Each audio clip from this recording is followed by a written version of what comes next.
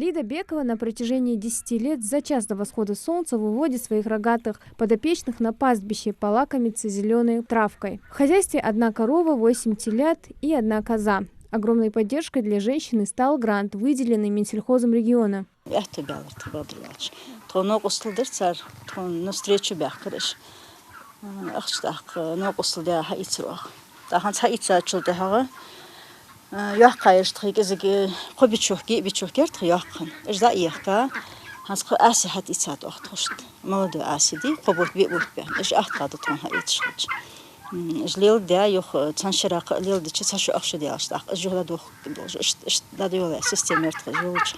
Самое главное в собственном хозяйстве – труд и терпение, считает Лида Бекова. Мясо и молочные продукты она уже давно не покупает. У нее все свое, свежее и натуральное.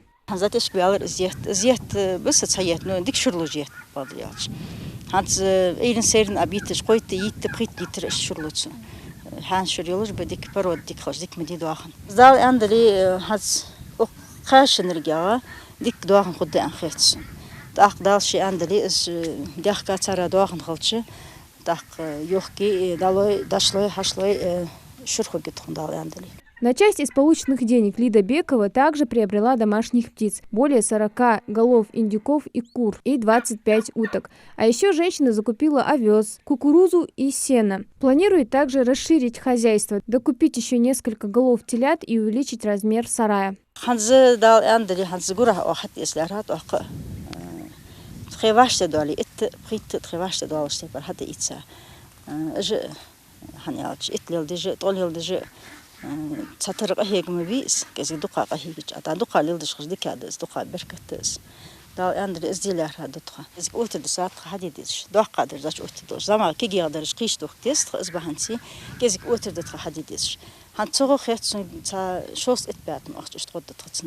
Грант в размере 500 тысяч рублей Лида Бекова получила в июне. До этого в феврале женщина собрала необходимые документы и подала заявление. После ответа пришлось ждать недолго.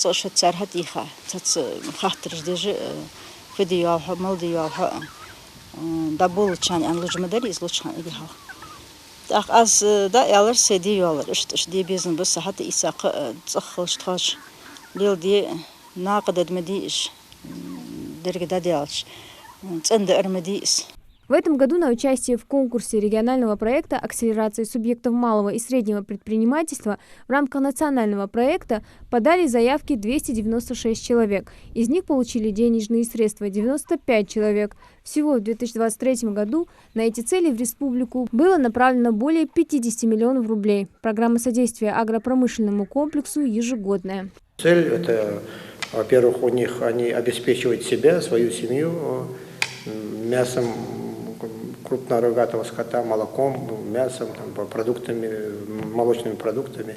Плюс, если есть излишки, эти излишки они реализовываются на рынке. Вы знаете, в магазинах у нас, на рынке, везде есть домашняя сметана, домашнее молоко, домашний творог. То есть люди, которые получили наши гранты, они же это все реализовывают.